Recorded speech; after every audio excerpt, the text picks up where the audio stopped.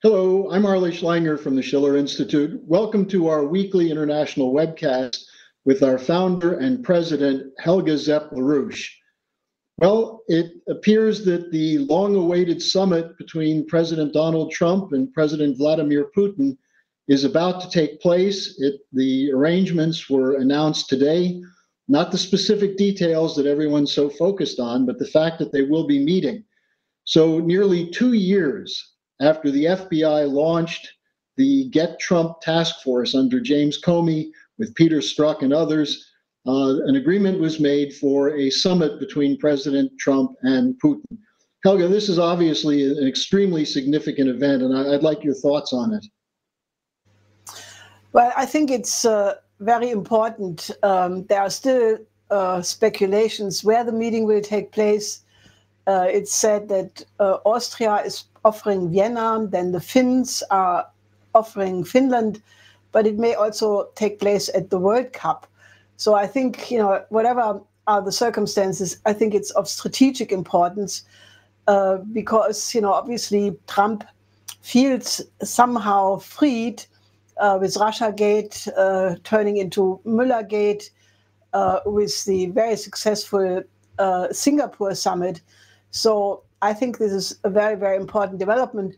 But just clinically, I want to mention the fact that the German conservative daily Die Welt says this meeting, this summit would be the absolute catastrophe because there would be the danger that Trump and Putin make an agreement whereby the NATO maneuvers in Eastern Europe are reduced and that Trump would portray himself as the big peacemaker. I mean, that shows you how absolutely crazy this neoliberal, neoconservative faction on both sides of the Atlantic is. What could anybody who likes to have world peace wish better than that, Russia and the United States, which after all are the two most powerful nuclear forces on the planet, if they would come to a strategic agreement. So I think this is a very important, good development. And, obviously this now will occur after the NATO summit and after Trump's short trip to Great Britain.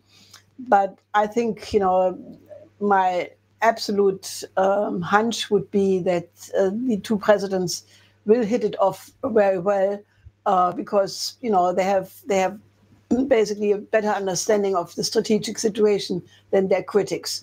So that is good news. Well, I think the other important point is that as they were moving toward this meeting, the Russiagate scandal continues to be a center of focus of the media, even though there's nothing there. But the whole point of Russiagate was to prevent this from occurring. So you had said some time ago that if President Trump can follow through with his intention to meet with Putin, this would be a major defeat for the enforcers of global geopolitics. And they're reacting with squawks and screaming. But Helga, I'm sure that's not going to stop the two presidents from getting together. No, I think there is absolutely no reason to think that it will stop now. Bolton is presently in Moscow.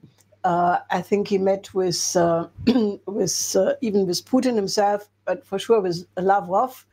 And, I think this is set on a very good track.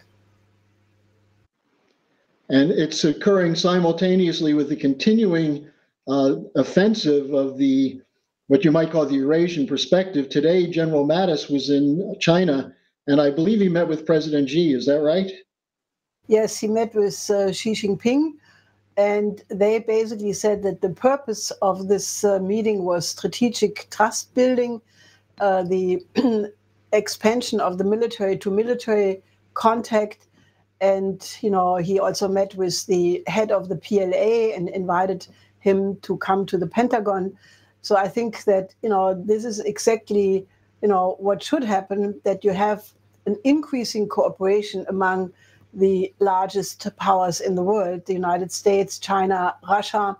And, as we discussed earlier, there is also some slower motion on the side of India to come to such an agreement. they have a good relationship with the United States anyway, with Russia also, but now they also are closer working with China. So I think I can only repeat it. Those people who are used to think in terms of geopolitical,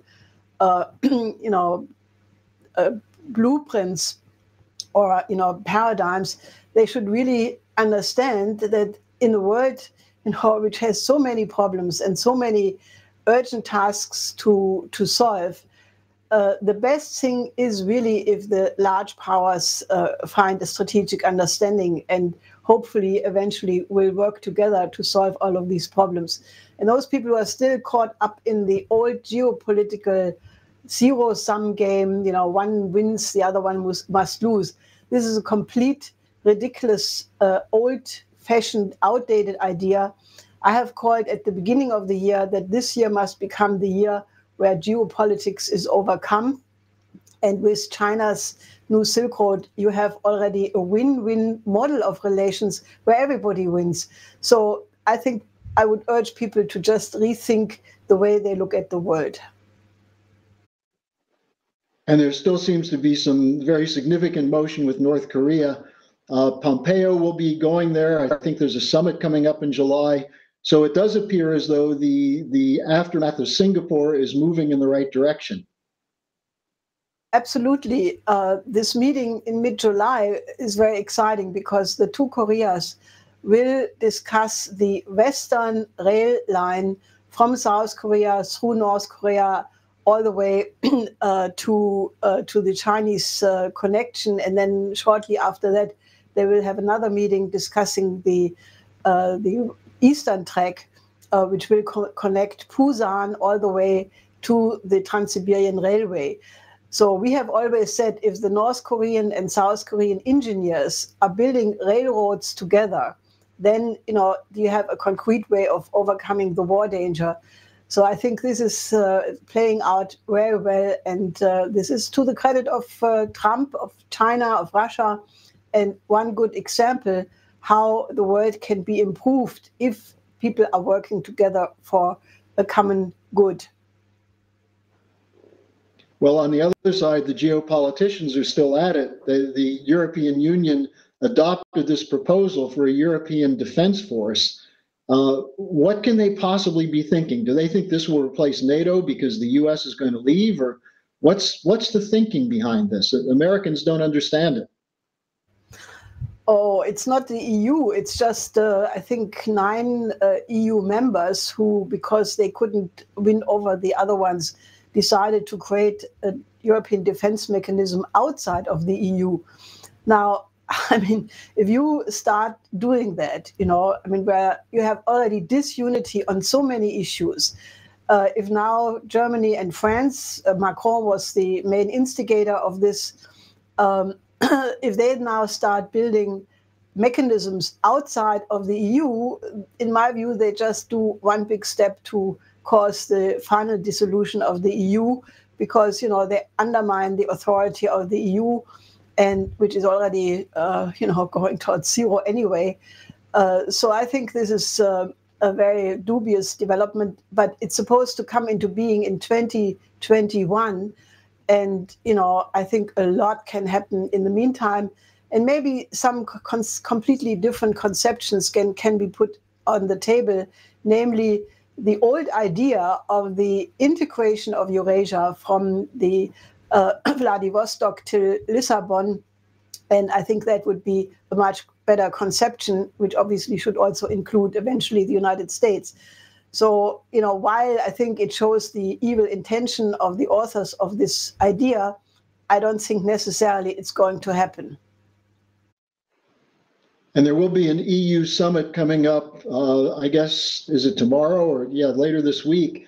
What are they going to be talking there? Obviously, there's the refugee crisis, which, as I understand, is completely unresolved. What's your sense of what's going to come out of this summit? Well, I think, it could lead to a real clash, in which case also the fate of Merkel, the Chancellor of Germany, could, take a sudden turn. In other words, she could lose power. or quickly thereafter in any case. So, I mean, the proposals on the table are disgusting. But the only thing which comes from there is the idea to militarize the refugee crisis, to beef up Frontex up to 10,000 officers or members, to basically Tajani, the president of the European Parliament, has proposed to spend 6 billion to lock up or lock down, or whatever you call it, the Mediterranean route. Now, various people, Kurz, Salvini, I think also Macron and others, are calling for so-called disembarkment centers, identification centers outside of the territory of the European Union. Others are calling for such camps inside the European Union.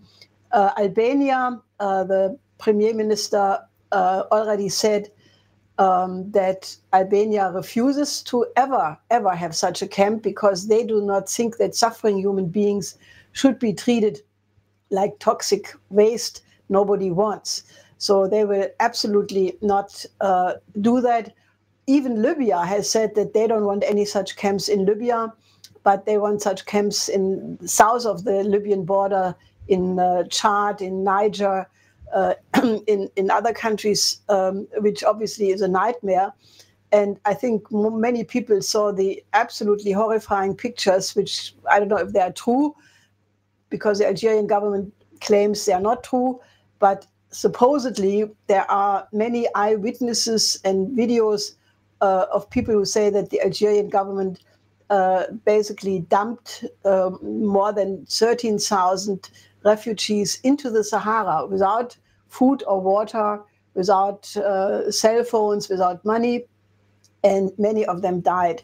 Now, I cannot say if this is fake news or true, but even if it's not true, it is true insofar as many people have died in the Sahara of thirst. Many people have drowned, really an unknown figure, because that probably many of these boats just disappeared.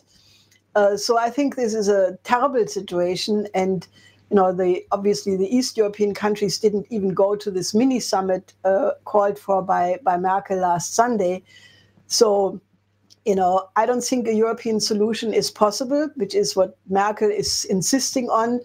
And Seehofer, the head of the CSU and Interior Minister, has given her until the 1st of July, that's Sunday, to come up with this European solution, or else he will unilaterally start to close the border between Austria and Germany.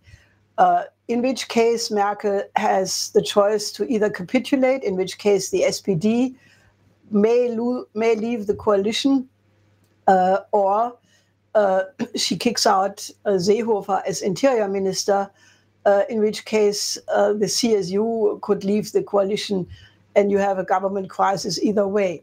So this, it just shows you that any effort to solve this by, just power-seeking or power-grabbing motives, by just keep your position, by keep your power, and not really addressing the problem of the refugees by developing Africa, by developing the Middle East, by picking up the offer of China to cooperate in the extension of the new Silk Road into Africa, this all will fail. So I think what we are looking at is a tremendous moral crisis of the European establishment.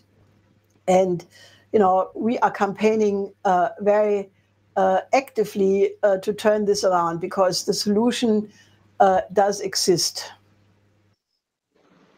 Well, your proposal for the adoption of the Singapore model, which you basically just described, the collaboration of Europe with China in developing the nations of Africa, has been given fairly wide circulation.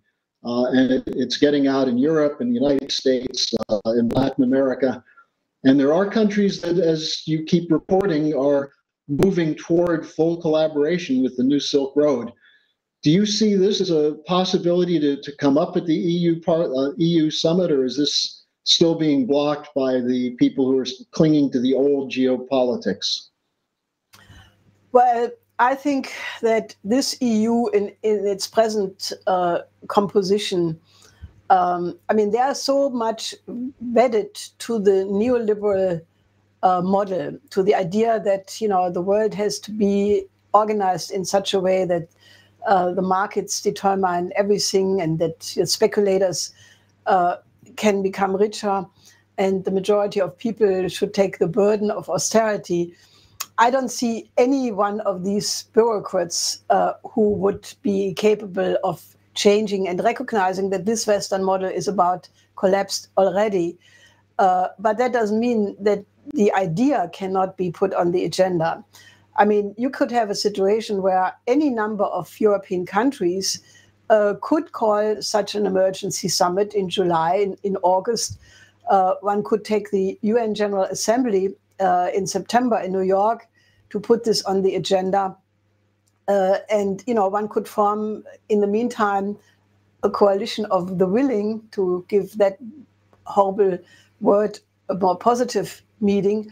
And one could start moving in this direction. And given the fact that the spirit of the new Silk Road is gaining so much support among industry, among small and medium enterprises, and many people recognize that there is this fantastic new dynamic already, that, you know, I'm, you know, optimistic that eventually we can turn it around.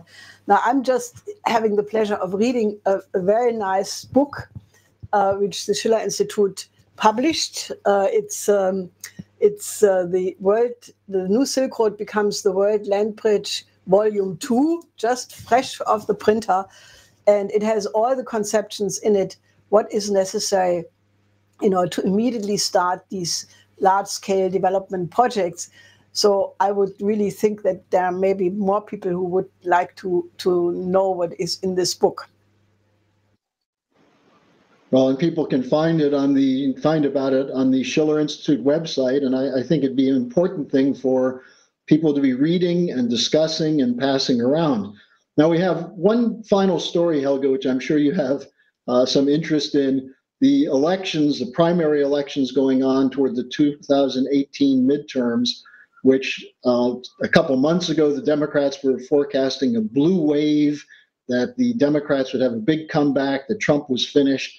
And two results that stand out from the votes yesterday.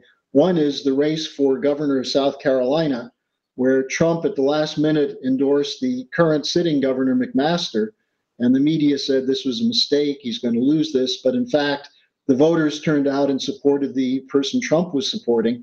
And then in New York State, the number 4 Democrat, Representative Crowley, who was mooted as a possible replacement for Nancy Pelosi, was defeated by a virtual unknown who was a Bernie Sanders campaign worker.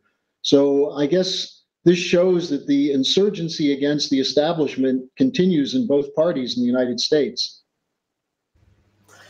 Well, I think the tweet which Trump put out is quite good. He said if Crowley would have been nicer to the president, maybe he wouldn't have lost the election. Now, this Crowley campaigned with $3 million. And this woman, a 28-year-old woman who won the election, she had $300,000 for the election campaign. So I think the signal of that is, and she campaigned on the fact that Crowley was a tool of Wall Street. And obviously, this was the main argument why she won the election. So I think it is quite a good reason to think, you know, that not everything is controlled by the financial oligarchy, that money does not anymore buy every seat, which it used to do for a long time, and that there is the chance to really change the situation in the world for the better. Now, I want to end by, again, asking you to join the Schiller Institute, join a Renaissance movement, and, you know, help us to distribute these ideas so that more people can share and join this optimism that man is indeed greater than his destiny, and that if many people of goodwill are joining forces together, that, as Schiller says in one of his writings about the fall of the Netherlands from Spain, that you can turn down even the arm of the strongest tyrant by uniting for a good plan. So please unite with us and let's really move civilization in a better domain.